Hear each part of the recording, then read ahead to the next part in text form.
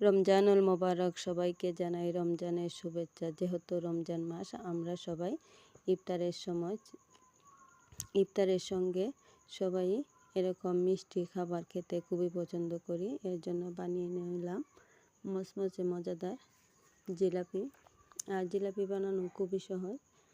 এর সাথে নিয়ে নিলাম 2 কাপ ময়দা আর 1 কাপ পানি, সঙ্গে দিয়ে দিলাম লবণ। আর এভাবে একটু করে পানি মিশিয়ে মাখিয়ে নিতেছি। এর সঙ্গে দিয়ে দিছি বেকিং সোডা। আর বেকিং সোডা দিয়ে আমি আরও ভালো করে মথে নিব। আর মথে নেওয়ার পর এরকম একটা ডো চলে এসেছে। এখন আমি ঢাকনা দিয়ে প্রায় 15-20 মিনিট রেখে দিব। এখন চলে যাব শিরা বানানোর জন্য। আর শিরা বানাতে এখানে আমি নিয়েছি আখের গুড়। আর আখের গুড় দিয়ে এরকম জিলাপি বানালে এর স্বাদই অন্যরকম হয়। আর এর কালারটাও অন্য কোনো কালার দিতে হয় না, কালার এমনিতেই অনেক সুন্দর কালার হয়। আর এইটা আমি প্রায় 250 গ্রাম গুড় নিয়েছি। আর এই গুড় পানির সঙ্গে ভালো করে মিশিয়ে আমি চুলায় বসিয়ে দিয়েছি। এই দেখেন কি সুন্দর রং, আর দেখতে কতটা সুন্দর লাল টকটকা রং ছাড়াই। তো আমাদের স্বাস্থ্যকর খাবার খেতে হলে নিজের হাতে বানিয়ে খাবারটা খাওয়াই সবচেয়ে ভালো। আর চেষ্টা করাটাও ভালো।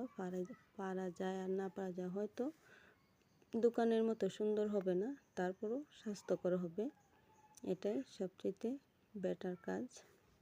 তাহলে চলুন, আমার ডোটা একদম স্মুথ হয়েছে। আর সেটা এখন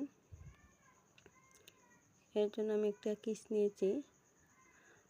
বোতল দিয়ে আমার তেমন একটা সুবিধা মনে হয় না, তাই আমি একটা কিস নিয়েছি। আর এরকম ডোটা কিসের মধ্যে ভরে দিয়ে এর একটা কোণাটা আমি ছোট্ট করে একটা ছিদ্র করে নেব। আর এর জন্য চুলাতে বসিয়ে দিলাম তেল। আর তেল গরম হওয়ার পর আস্তে আস্তে ডোটা আমি দিতেছি। এই তো আলতোভাবে নিজের মতো করে পেঁচিয়ে, এমন না যে এটা দোকানে বিক্রি করতে হবে। এটা নিজের ঘরের জন্য বা নিজেরা খাবার জন্য, যা সুন্দর হোক না হোক, স্বাস্থ্যকর হলেই চলবে। পিঠাটা প্রায় হয়ে এসছে। এই তো এরকম উল্টিয়ে পাল্টিয়ে দেওয়ার পর আমি এগুলো তুলে নিব।